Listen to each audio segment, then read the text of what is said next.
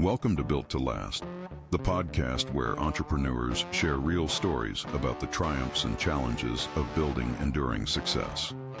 Hosted by Colby Jardine and Levi Lawrence, this show is as much about learning as it is about sharing.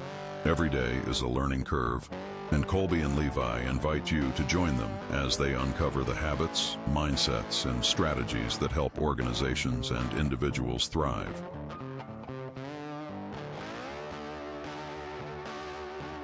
Well, first of all, we did it.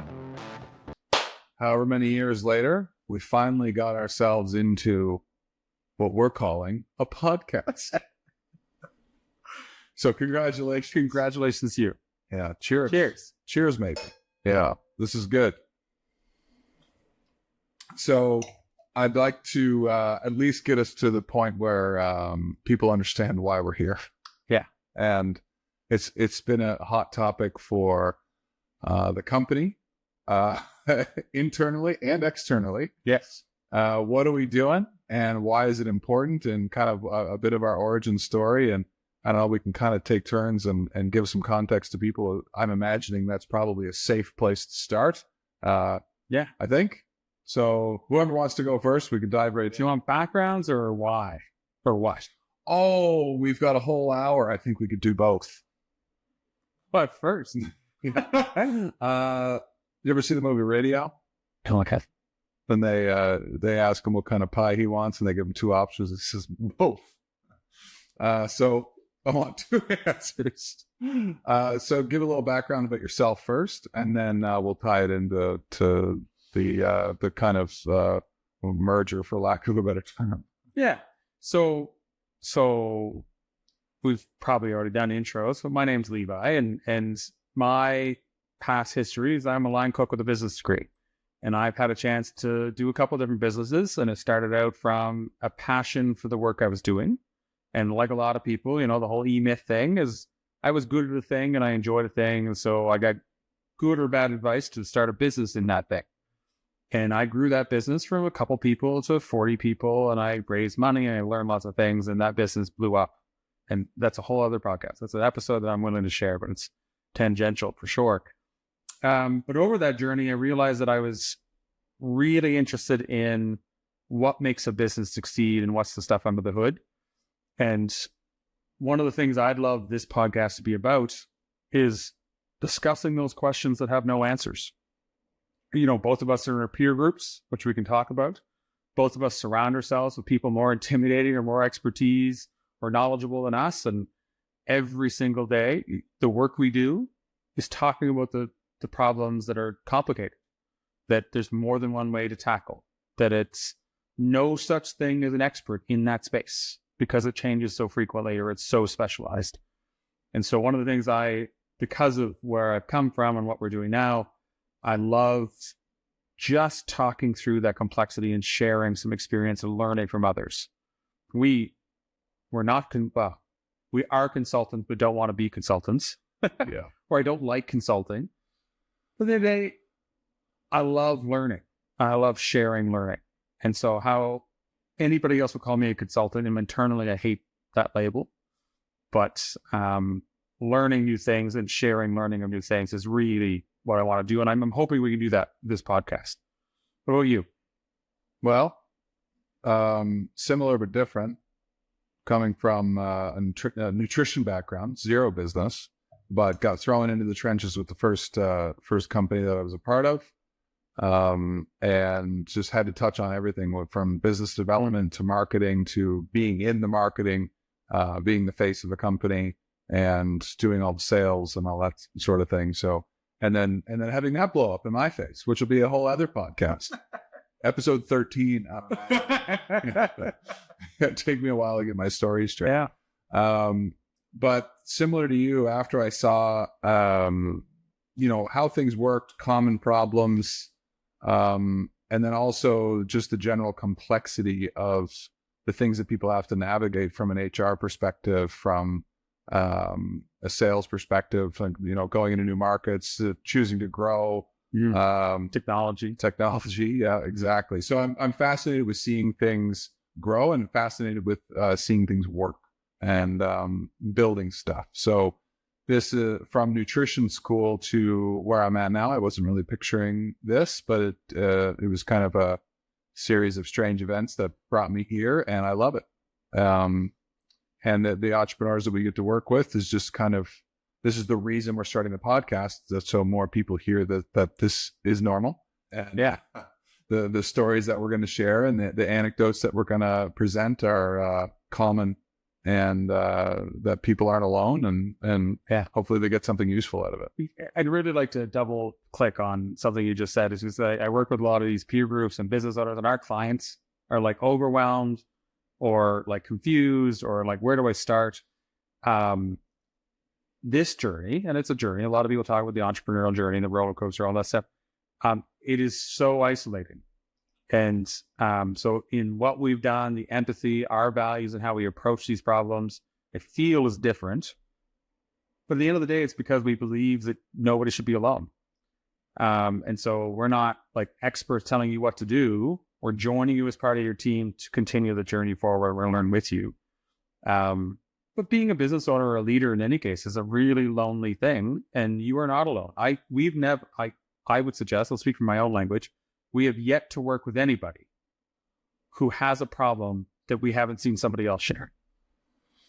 Yeah. And the things that you're excellent at the beginning of the business, they start not to matter as you grow. And when that's a tough realization that your old tricks aren't going to bring you to where you need to go. Yeah. And they help, and you can use them as a superpower, but the other things that you're ignoring turn into mountains. Yeah. Yeah.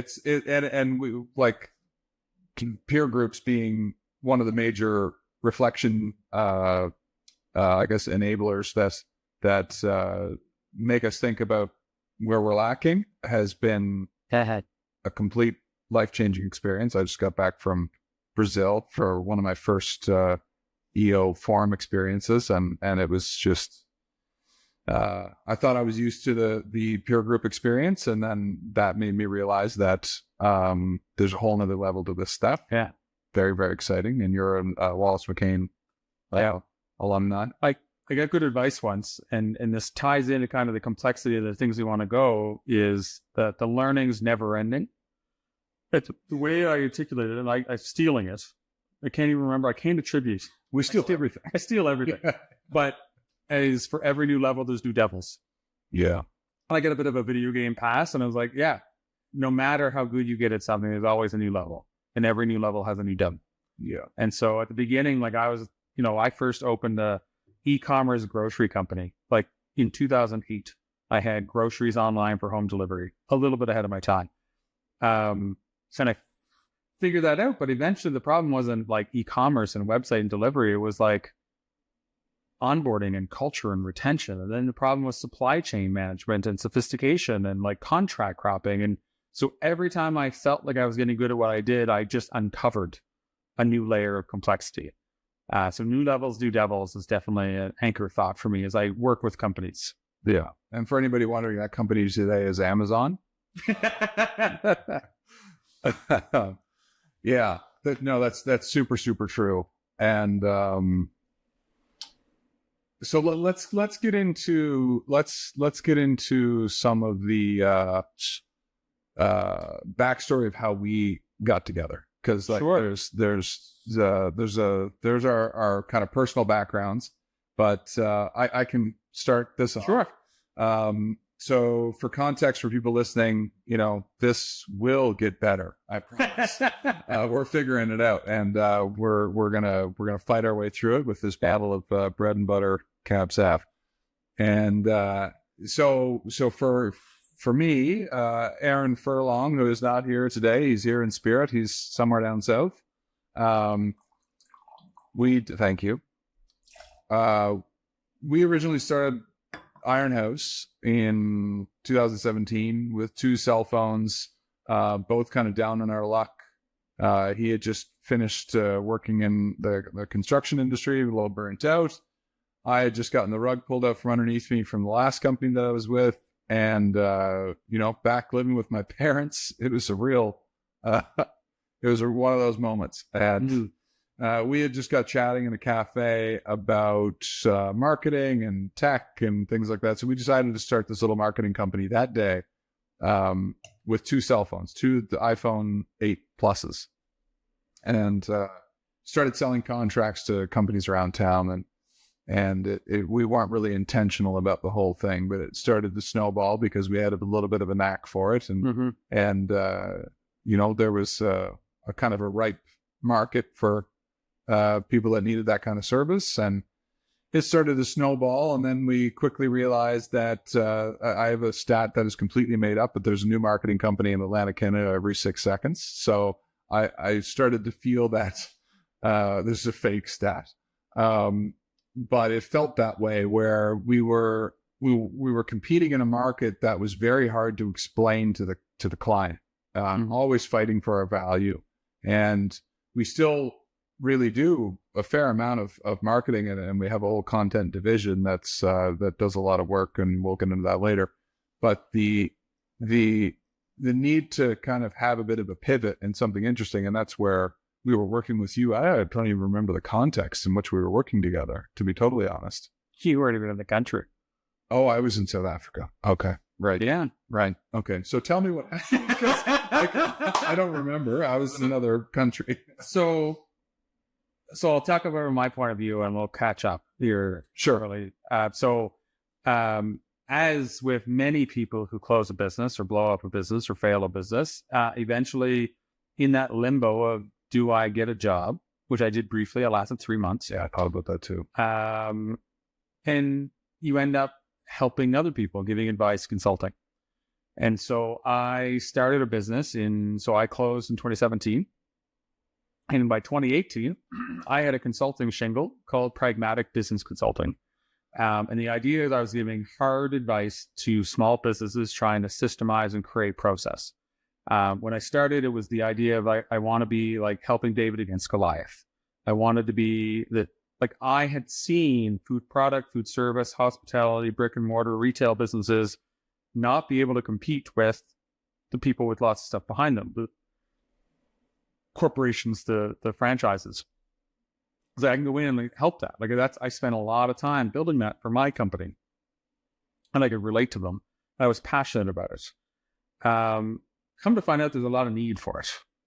And I was naive, and so my prices were. And so I had a lot of opportunity. I had a lot of people asking for work. And I got to a point where I still had sins of the past. I still had some challenges financially from the past business. I still had some real trauma that I hadn't fully understood, which, again, I'm hoping that kind of topic comes up, but it's a tangent. So I got to the point where I was like, this is a big opportunity. People need help in developing these things, because there's a lot of business owners who are really good at what they do, passionate about what they do, and good at what they do, but they're not good at something that is going to prevent them from being successful. Totally. And I fundamentally believe that you shouldn't have to be good at everything. And if you're willing to take risks, put your house on the mortgage, skin in the game, and you're good at something, I don't care if it's your website performance, your SEO, your process, your reporting, whatever, you're going to need some kind of support, and you don't have to learn all those skills, what a lot of people do. So I built a business on that, and I had shifted away from just consulting because I didn't like not having a team. I wanted something with a team that I could build some structure around. So I had gone to Pragmatic Solutions. The idea is we were going to not only give advice, we were going to help you do the homework. So we did that in 2020, we said, all right, Pragmatic Solutions, we're going to help you do the homework. We're going to stay with you, and we're going to give advice. It'll be an ongoing service. And one of our clients early on was Iron House Productions. So you're a creative marketing agency who's really good at putting great things together that are impactful and motivating, but things like scopes and proposals and contracts and timelines and project management and reporting, those things are a struggle, or research and market research. And so we were trying to find, and we've been 6 months, a year of how can we help bolster the things so that you, this is the saying, again, I don't know who I'm stealing it from, but find people who play at what you work at. And that was the fundamental principle, is there's things that you guys are really good at. So the things you're not good at or don't enjoy, let's fill in those gaps. And So we were in that position, and I had this idea is like, I don't want to grow a business alone. I had done that before, and I had lots of opportunity. I didn't have a lot of cash flow. I have a lot of like trauma is the word I would use now. I wouldn't have used it then. I was like, I want to grow a business with partners. And I was willing to take all the contracts and the staff and the process and the learning and put it into something and call it validation. And just say, that's my contribution. Like, fully share, co-founders, let's start something together. Yeah. And our other business owner, Aaron, I had connected with, and that's who I have closer relationship with. And he heard my ask because I went to all my network and I said, I'm looking for a co-founder to start this anew with the traction I have. I don't want to do this alone. And for a lot of reasons. And he said, can we explore what that looks like as a merger versus a new sale? And then you were pulled in. And that's when we had facilitated sessions. We had I remember this now. strategic retreats. We went through months of dating. Yeah. And then, 5, 6, 7 months later, we considered and actually merged teams. Yeah. I remember now. And for context for other folks, Aaron and Levi are both in Wallace McCain Institute. I was actually his program moderator. Right. No, I was not in the peer group at the time. I was living in South Africa. Yeah. Being a spy. Yeah. Yeah. Episode 17. Okay. All right. I remember now. And then you've been closely involved in all the steps since, but that's kind of how it rolled out. And so I had a team of 6. You had a team of 6 or 7. Yeah. And we came together. We've lost a few. We've gained a few. Yeah. And there's lots of details in that. But the merging, the virtual culture, the physical to virtual and hybrid, all that stuff has been complicated stuff we learned along the way. Yeah. Okay. Well, I think that's, there's lots of tangents and stories beyond that. I'm thinking I can pause probably right now. I have a prompt that will round out all of this. Yeah. Touched on it with WMI, but I think WMI and EO, without needing to name them, whatever you guys want to do. We've already named them, but yeah. I think a good question would be for this podcast, what experience do you have with business owners? Because you have had your own business, but what expertise or relationships are you bringing? Is it just clients that you've had? Or like, what is your relationship with business owners? So one of the questions that is often asked of us is, what is our experience and why? Okay, so maybe, I don't know about you, I'll speak for myself, is like, why do we feel we have the experience to work with business owners and have this lens? First of all, I'll say I enter these things knowing that I know not enough. And I'm always on a learning point of view, but I know I'm really great at different perspectives and conversations and problem solving. So it's a vulnerable expertise. But it's important to understand what experience we have. So I'll speak for mine. I'd love to hear yours. So I owned a company that was local food grocery. I had all these suppliers. What ended up happening for years, for 7, 8 years, is I had all these restaurant owners who were my clients or farmers who were my vendors and suppliers. And I ended up being problem solvers and advice for them because I needed them to grow with me. By the time I got to the end, most of the people in my world knew me more as the person to go to for advice than the person to go to because of who I was as a business owner. Then I did consulting. When I first started consulting, my first contract was to actually manage some of the events programs and moderation of the Wallace McCain Institute. And for those who aren't familiar, it's modeled after the YPO, Young Presidents Organization, and it's Atlantic, Canadian, Eastern Seaboard based peer group for business owners to talk about their challenges because things are changing. It's, professional development isn't enough on its own. So over 6 years, I managed to moderate and get under the hood and deep into the challenges of well over 100 different companies in different industries, different sizes, different maturity, different ages. So that, and then we've been years also now working directly, not only under the hood, seeing their problems and advising, but hands on the tools, making the changes. And so one of the better, and I say this in a lot of the projects we do with our clients, is I actually write it on the whiteboard in some of the sessions we do is, I will never be the expert in your business, but I'm an expert in different perspectives. Yeah. I also write down life's not fair, but that's a separate thing. How did you see what's not fair? Yeah. Yeah. But you also have worked with lots of different companies, not just through what we're doing. Yeah. And I think where some of the, what I would say now confidence comes into play was a severe lack of confidence for many years. And I had some things that I was naturally always good at, like since I could remember, and that's usually forming connections with people. And that got me into some unique situations. Good and bad. Good and bad. Mostly bad. Because what would happen when I was younger is that I could get there, but there was no understanding of weekly action, follow through, all of the things that come with getting there. Like you're there, now what? Yeah. How to succeed there. And like we often say that ideas are trash.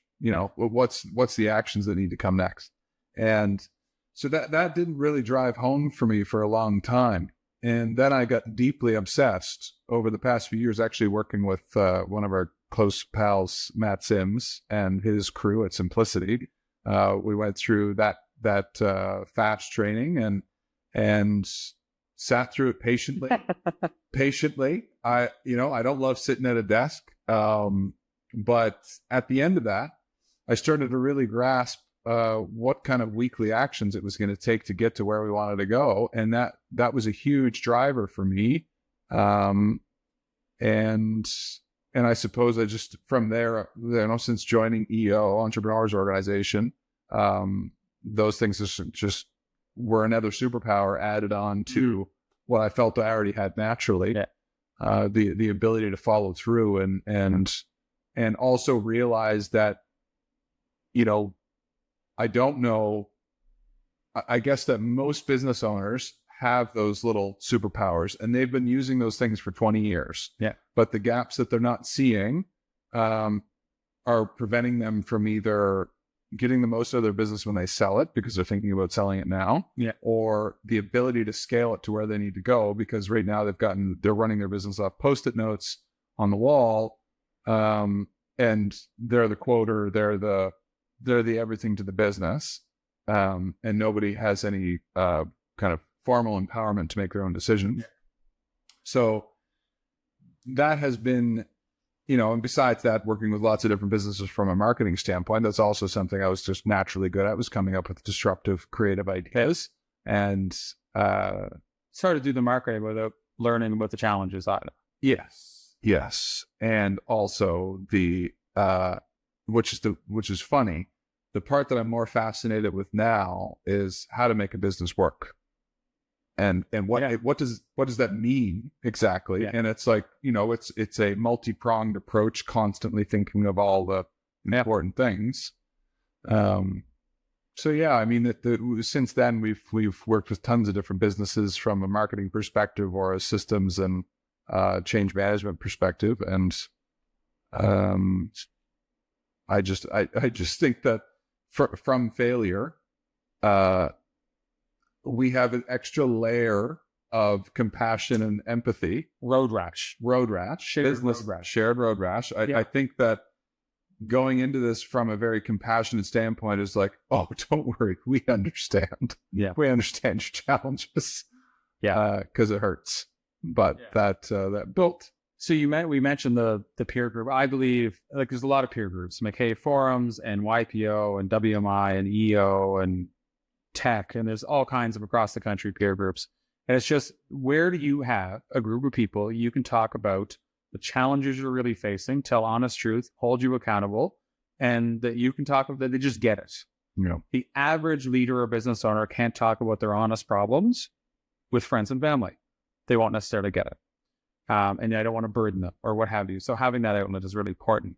And I've been involved in a lot of these different peer groups of many different layers of shallowness to deepness and trust versus sharing. And one of the things I like what we're doing and what I hope that is going to be an outcome of just us sharing this freely through this medium, the podcast, is even when you're given the right idea, even when you become self-aware because you've read the books or attended the conversations or how to break through, or hell, had therapy. Whatever it is, you have the self-awareness, you understand what needs to be done, you have the plan, you know what you need to do. It's still no easier to do it. This episode of Built to Last is brought to you by Ironhouse Pro, your behind-the-scenes partner in building organizations designed to thrive. We specialize in solving the big challenges, the small annoyances, and everything in between. So while you're out there dreaming big, we're here making sure your systems, processes, and people are ready for tomorrow. Ironhouse Pro, driven to create lasting organizations. Learn more at ironhousepro.com. And so one of the differences that I feel we're trying to address, not just through our services, but also through the conversations we hope to have in this, is talking through like the transferable stuff. Like what's it actually look like to do it? Not just the idea that you need to have hybrid compensation. You need to be an employer of choice. You need to have strong reporting and data on who's doing what, when, and time tracking. Yeah. But let's help them in the weeds, not just with the ID. Well, we're getting our hands dirty with our recommendations. So like we're the first people to tell you that, oh, we screwed up. Let's adjust. Well, because anybody who says they know exactly what any business should do Agreed. is I wouldn't. Yeah, agreed. This is why we take out the holy water when we hear the word consultant. And because there's some, and at the same time we're consultants. Yeah, exactly. But the show, I think it's called House of Lies. It's literally about consultants, and there's a reason that show exists. There was enough of that going on. They built a whole show around it. It was very successful, and I just think that the adaptability that we're trying to put into, there's nothing worse in my mind than getting an 80-page document that says this is what you should do, and then wiping your hands clean of the things. Sending an invoice and then wiping your hands. Yes. Invoice. Yes. Yeah. So, the idea of, okay, well, here's your 50 to 80-page document, but here's our proposal for getting our hands dirty with the change, because this never made sense to me, is to, like, when we're working with, let's say, the average size business that we're working with, which would be what? And, that's probably anywhere 2 to 10. Yeah, 2 to 10 billion is a pretty big range, but we're not, like, we can make, the way I've been talking to people, because people ask me, is we struggle to make enough change for the small business. We don't want to risk them on a cash flow basis. So smaller businesses is challenging. We're hoping things like this podcast can give advice to those smaller businesses. Yeah. And if you're a larger business, hundreds of employees, thousands of employees, then we can still help. I feel like we still have value, but we can change the world of a 10 to 50 person company or 10 to 100 person company. Yeah. Like we can go in and, like, the founder operator, the owner operator, we can do the same type of work, absolutely change the world. Versus a larger company where we're competing against other companies that can do some incremental benefits. Yeah. Yeah. And I think that because the three of us have been in, I'm more new to the peer group thing. I'm so jealous when I was in another country and I kept hearing every time you'd go away on these trips to these peer groups, all the learnings you'd come back with and the aha moments and just these huge light bulb moments and these great ideas. And it was just, I felt so isolated over there, and I never really, I wanted it so bad, but I didn't truly get it. And then when I felt it, I was like, okay, like, so let's pause there though, because you got that, but how many of those big aha moments turn into real results? So I've been in this world of peer groups and education and learning and books and podcasts. Yeah. And even we're pretty big fans of podcasts and books and going to conferences and being in peer groups. As a percentage, how many things are aha moments that are implemented successfully? Oh, I'm going to give a nice round number. I'd say 17%. That might be aggressive. Yeah. So one of the things, like I love the idea that we're tackling some of that. Like a lot of the stuff we do with people is common sense, consistently and disciplinedly applied. I will say, though, that sometimes it's not the implementation of it. It's sometimes knowing that it exists. Yeah, totally. But if you could have knowing it exists and then an easy path forward to seeing it happen. Oh, hell yeah. Yeah. Yeah. Well, I pick my battles now, but the the constant improvement environment is a slippery slope, because there's the overbuilding of your company, but then there's the delivery to clients, and the balance of those things constantly has been fun. One of the things I was hoping we would discuss today is what we think this podcast will become, because we both listen to podcasts, and I enjoy that way of learning, but I want to make sure it's relevant to the right people.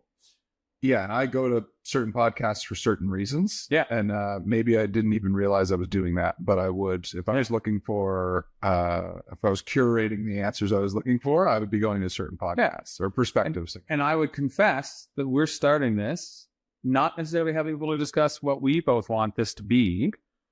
So I'd love to have that conversation in this first episode. Yeah. Let's do it. Because So you want to start? What do you picture this being? Who is this for, and what do you want it to provide? Well, I know that it's for business owners. I do know that. Or aspiring business owners. I think that with the businesses that we work with, specifically transitioning to something, whether it's scaling or selling, I think that we are, we're kind of that, correct me if I'm wrong, but this is kind of how I think of it, is that we're almost at like pre-succession company that kind of helps people become more valuable and become separated from the business before they're actually selling the business or. And so not to cut you off, but I the way I've talked to a lot of people about it is a little bit less specific on the transition and succession, although that's very true. Is one of the main outcomes we work towards is helping make an organization less dependent on key individuals. Which in turn does. It does all those things, but it expands a little bit more, so that like there's some people, the business owner maybe doesn't need to be extrapolated, but they have key people. 100%. And so it's just like, how do we make the organization, like all of our team have read the book Built to Sell. Well, that's the best example of, we're talking about having a company that is built to sell. Yeah. But you don't have to, it just makes a more efficient, better working company with empowered people. And for us, like even on our own company, is like Built to Sell means that everybody can take a vacation. Yeah. They can take a sick day. That the value for clients isn't on heroic delivery. Yeah. And so all those things are built into better systems, better use of technology, and better understanding of what you're trying to do. Yeah. Anything else you want this podcast to be before I start talking too much? Oh goodness. I would like it to feel relatable and friendly, and not back to what we were talking about earlier is we unfortunately we are some form of consultants. Unfortunately, we give advice. I suppose even that hurts me. Yeah, I know. So get you.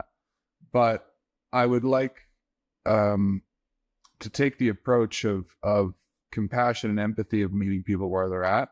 So I think providing a safe place for people to be curious about what it might be like to start making these changes. Yeah. I suppose that's. I'm fear one of the things that I really don't enjoy is speaking in absolutes and feeling like I'm being talked at. Most of the businesses that we work with are saying that you have to, you can't, you shouldn't. Exactly. Yeah. So knowing that we don't know all the answers, but we're willing to get our hands dirty with the things that we've seen and we have experience in, and being adaptable and changing. And just exploring those topics and real life scenarios that we've worked through, and hopefully it strikes a chord with people and brings value. Yeah, I think I'm aligned. I have a couple more specifics to add. I want to make sure selfishly, and I think people will enjoy it, but we'll find out. But I'll speak for myself. I want this to be about us learning as well. Like I love that we get the audience of one. Like I'm going to use this as a tool to force meaningful conversations with people I'd like to talk to about topics I care about. Oh yeah. I mean, the rooms that we find ourselves in, I love being the bottom of the barrel in some of the rooms that we're in. Or at least acting like it. Yeah, sure. Well, I always act like that. Yeah. Like it's my natural state. Yeah. is I love to be in rooms that I'm intimidated by, and that could mean a lot of different things. So I want to have meaningful conversations where I myself learn things. I think this is a great opportunity. This is a personal reason why I want to invest my resources into this. I want to make sure there's transferable learnings for everybody. So I want to make sure that one of the things I'd like to see us do is as we interview people, because I picture guests, I picture people we're talking to, I want to make sure we break it down into how other people can implement it outside of the specific industry or niche that our speakers are in. We see this a lot with clients, like they if they're a marketing agency or construction or retail or e-commerce, they speak sometimes and they see the problems from within their own realm. And with a couple little nudges, we're like, oh, that is a universal or a transferable challenge that people are dealing with. So I'm really hoping to bring that. I think that's going to be a lot of value for people. And I'm really hoping to use this as we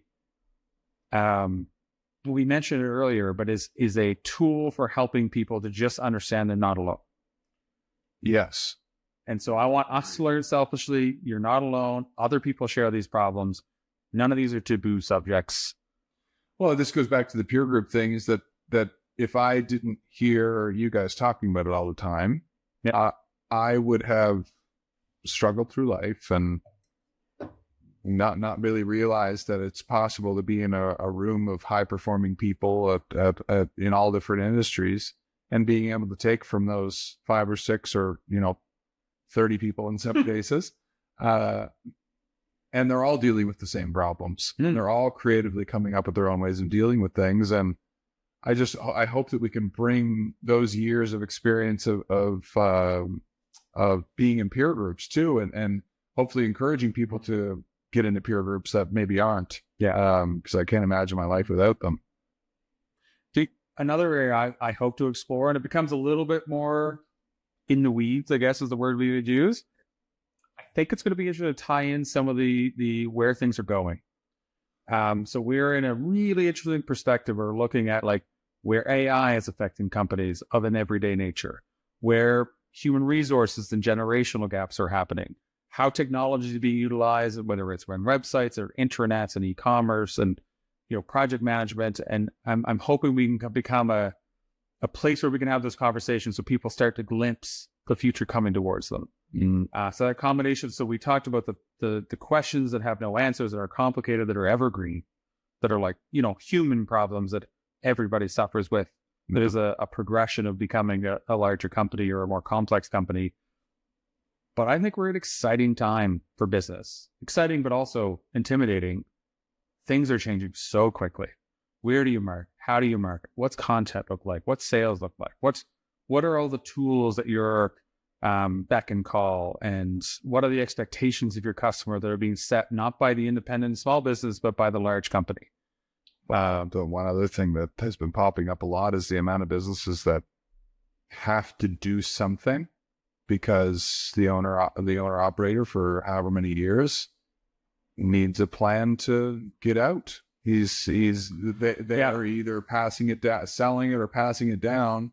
What does that look like? How do I get the most value out of this business now? And that conversation hasn't happened until now. There's a lot of businesses who are going to close in the next 2 years, 5 years, 10 years. And it was delayed. There's a lot of businesses that probably would have closed 2 years ago. Yeah. The COVID delayed that. How do you make them more turnkey and able to, like one of the things we talked about internally, it's not our motto or mantra or tagline, but internally we've said the line, we'd love to be one of the reasons that the businesses of yesterday and today thrive tomorrow. Totally. The independence, yeah. And it's kind of it's not wishy-washy. It's kind of like aspirational to use as a marketer. We don't really want to be that cheesy forward marketing slogan-y topic. Yeah. But like chills happened with the first time we said that. Yeah.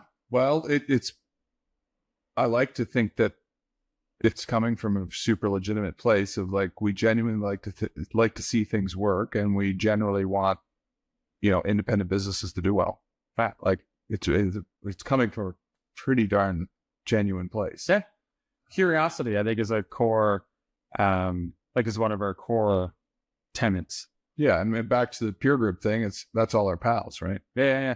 So there's just this extra soft spot for helping people navigate through change. Anything else we should cover? I don't know if there is a good answer for this, but just a little thought experiment. You talked about like making sure that it is transformative for different viewers and audiences. And I think it would also pair well with how you guys do, lack of a better term, consulting. Is there anything that myself as the audience viewing this, listening to this, that would be helpful for me to have as a mental tool when listening to be able to implement, rather than just this be one of the 83% that you didn't implement rather than the 17 that you did? Is there anything that as a business owner I can lead into these podcast episodes thinking about, or a mental state that I can be in where I can grab hold of things? Well, okay. So I don't know if I don't know how to repeat that question, but I have a thought about it. One of the outcomes of this podcast that might be interesting that we could explore is maybe having a tangible, actionable thing, whether it's every episode, or maybe we make a special episode for just things that people could do in their businesses today that are going to make a massive difference. That's kind of an interesting idea, whether we do it per episode or whether we dedicate, there's lots of podcasts that we love and adore, like the Tim Ferriss podcast or some of the comedy podcasts that we listen to as well. Like, every fifth episode, maybe they'll do a solo episode where they're just kind of talking through some of the things they've been thinking about, or giving direct, experienced advice on implementing. In my mind, when I think about that, for me, it's combining our curiosity with our generosity. And so I would say that anytime it's relevant or able to be done or effective, that any speaker or thing we cover, how are we sharing the actual tools? Like, I don't picture us having any pay gates or, reach out and we'll give you this list today. Yeah, no. Or join our newsletter to get this list. But my favorite podcasts and people I've learned and books I've read are like, go to this lake and here's the actual PowerPoint or Excel template to move this forward. Yeah. Here's the 10 seconds on how to actually do it today. Yeah. One of the books we've both read is Getting Naked, which is a fun title, by Pat Lencioni, and it's great title. And there's a lot of things in that book, but the one I like is just go in and share and be generous.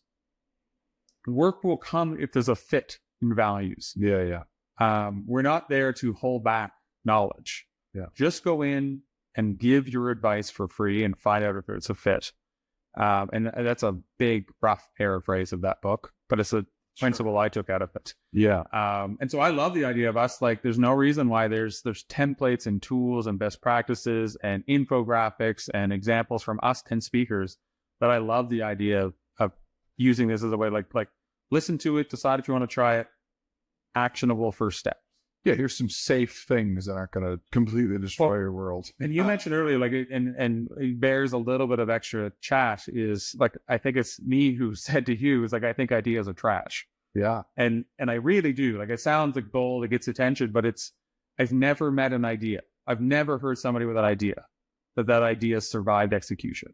Yeah. All the people I know who I define as successful in whatever way they want to determine success, where they got to when they defined it as successful was not the idea they started out with. Yeah, unless you have an exorbitant amount of cash to throw at it and put the right people in place. And even then, you're just paying somebody else to iterate. Sure. So I love the idea of us being really free with not just the ideas and conversation, but really free with whatever we already know for execution next steps. Yeah. Like holding back templates or Excel templates or presentations or algorithms or whatever it looks like. I love the idea that we can have just a free space for people to access those things, and also have people share them with us to share with our greater audience, which is pending audience. Yeah, we don't know who it is. Let's be confident. Yeah. What is it? Bill Burr, who said, is like, why isn't it better to just assume you're going to be fine, everything's going to work out, and if it doesn't, deal with it then. Yeah. That's I have I've often been referred to as a golden retriever in a positive light. I don't know if there's a negative to that, except for maybe they're a little dumb. But Exactly. Some of the golden retriever was that. yeah, exactly. But what else? I don't know what else I want. Are there any other rules? I guess for me is like my preference is, and this is a discussion. We're going to have this. Maybe we cut it. Maybe we don't. I don't like a lot of rules on the format. I want to make sure we're focused on relevant value. I don't want to have me exploring tangents that nobody cares about, although that sounds like fun to me. But I picture some of these are going to be 20 minutes. Some of these are going to be 2 hours. So I was one of my favorite podcasts that while everyone was in peer groups, I turned to podcasts. It was a lot. But one of them was School of Greatness, Lewis House. And he had, I think it was called 5 Minute Friday or 5 something Friday or whatever. Anyway, it was like 5, maybe 10 minutes on Fridays. And I looked forward to that. I listened to his hour and a half long, 2 hour long podcast, but I loved the quick things that I could implement or change my perspective with on a weekly basis. And I looked forward to it every single Friday.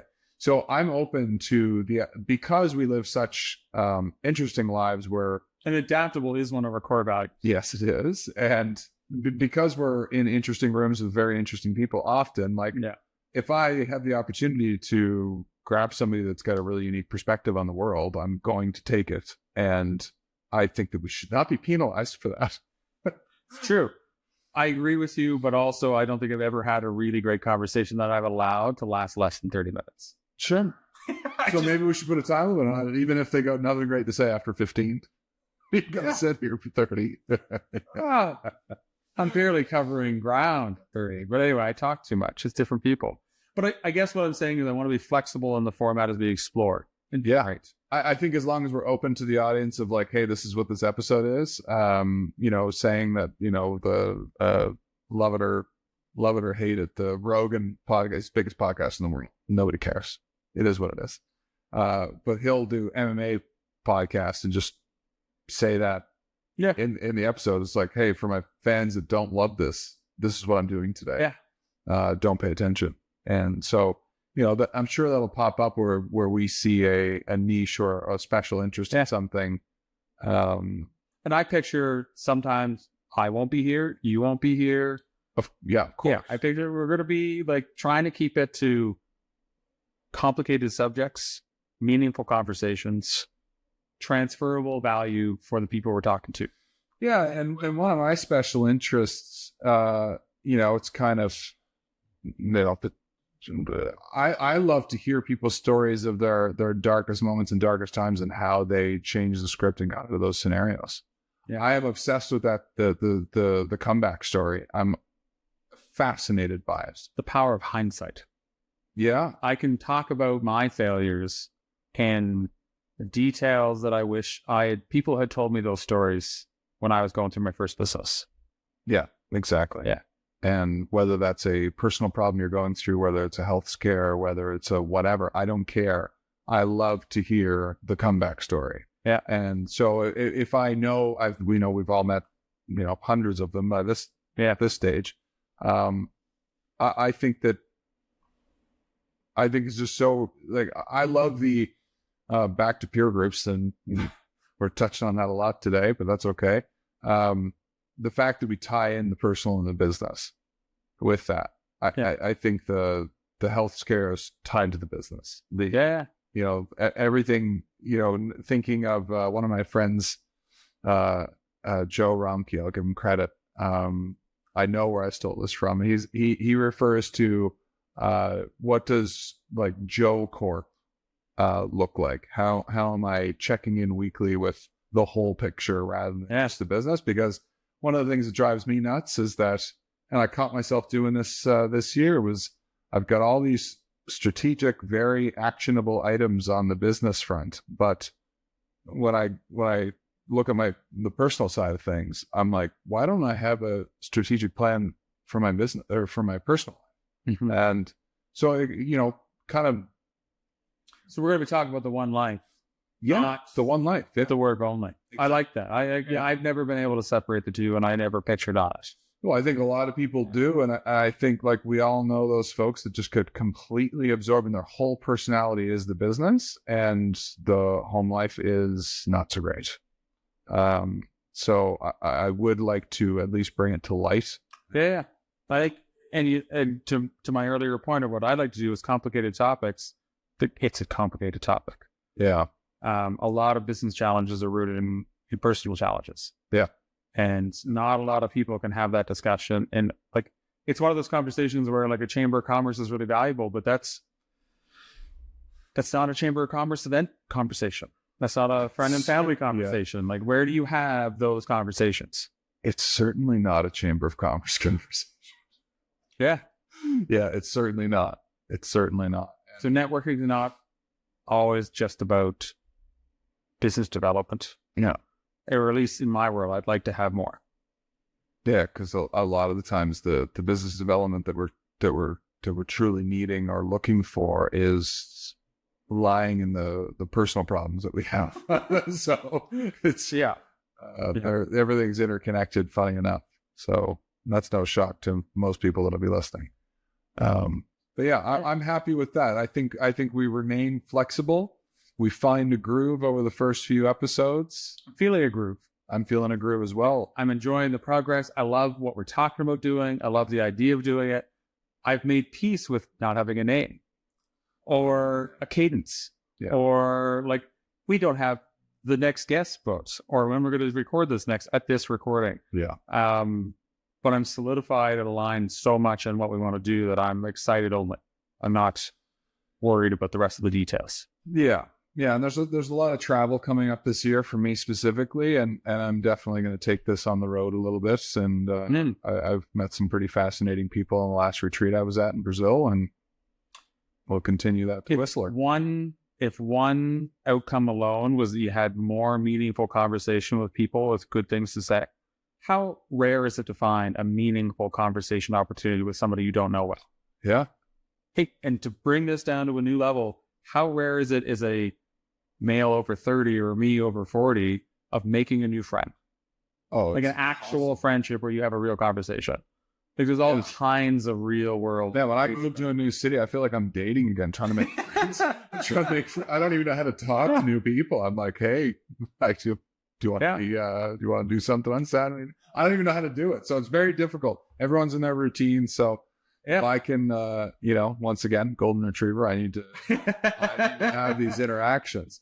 So I'm with you. So I'm excited. Yeah. Have you patented the B2B Tinder that you just described? Yeah. B2B Tinder. Yeah. Oh,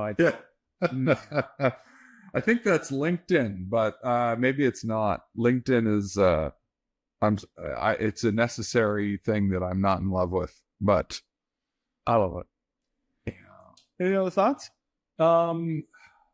One thing I wanted you guys to discuss and kind of try to flesh out is, and this can be also guest to guest. This isn't really a variance of what you might already be thinking of for the show, but almost like, are you picturing like discussing a topic potentially that has piqued your interest? Like one that Levi, you and I talked about very briefly was about creativity. Yeah. And about your creativity score. I want a theme per show. Yeah. I would love for somebody to know going in, because so this is good for us to make sure we discuss. I believe that the most scarce resource, the most valuable resource that everybody has, business owners, I know, but for everybody, is the time. And so if they're going to give us 30 minutes, 45 minutes, an hour, hour and a half, I want to make sure they know going in, what is the value they're getting out of it. Yeah. So discussing specific topics like creativity, like technology, systems, process. Yeah. So some of them are going to be about process and technology. Some of them are going to be about overcoming trauma. Yeah. Some of them are going to be about creativity in the workspace. Yeah. Some of them are going to be about people and management. I although I want us to keep, like, I like the idea of us talking about the complicated things. I want you to know going in every episode what that complicated thing is. Yeah, I think one of the great topics we could talk about sometime is ego and how to get it out of the way. Yeah. And I listen to a lot of these things and I read a lot of these things, and no matter how valuable the topic, there's a time for every topic. And so there's times where, mental health or anxiety or burnout, there's seasons of that where I'm like, I want to listen to some of that and work on that. Yeah. And there's seasons where I want to focus, like I'm just now on execution mode. I want somebody to talk to me about, what am I missing in marketing automations? Or how do I figure out SEO in a complicated world where Google Analytics has changed? There's going to be some tactical, there's going to be some emotional, there's going to be some personal, but I want to know going in that people are there for the reasons we're going to talk about. Yeah. Yeah. With that being said, structure versus conversation flow. I know as a filmmaker, a lot of what people would call tangents are where you, as a filmmaker, can really dig in and uncover something that you didn't realize we were going to uncover. So what kind of balance are you guys thinking for that type of thing with the podcast? Kind of structure versus allowing for those mining. What my interpretation of one of the powers of the podcast is that the victors get to write history. And so what I like is that we're going to go in with a theme and a goal and a target, but we're going to explore and be curious. And the way we're going to describe the outcome will be based on the tangents we explore. Yeah. Because I have had client conversations where we're going in and their problems are all about CRMs or sales process. Yeah. And root cause is culture. And we get deep into their human challenges. And then if you had recorded that conversation, it would be all about selecting and how do you hold that distance between friendship and management and get the best out of your people and retention. When we started the conversation tackling on better sales process. Yeah. And so I love the idea of maybe we have a goal, but we're going to have the most meaningful, relevant, timely, relevant discussion. I said relevant twice, but anyway, to get the best transferable value for people. But then we'll describe what the episode is after. That's what I was wondering, because you could do the introduction to the podcast and even the outro outside of when your guest is there. Yeah, totally.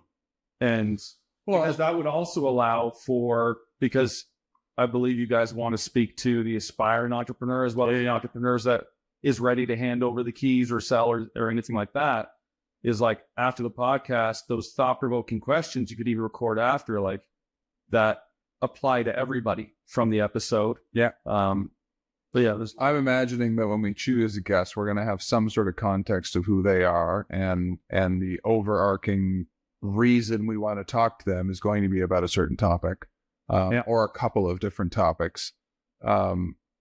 So I think we're going to know kind of going into it, but we also exactly how we work with clients is we go in with a certain idea, but then we're double clicking. We meet them where they are. Yeah, we're zooming in on things that are clearly popping up or not so clearly popping up for them. So I think we'll find our way with finding the topics afterwards.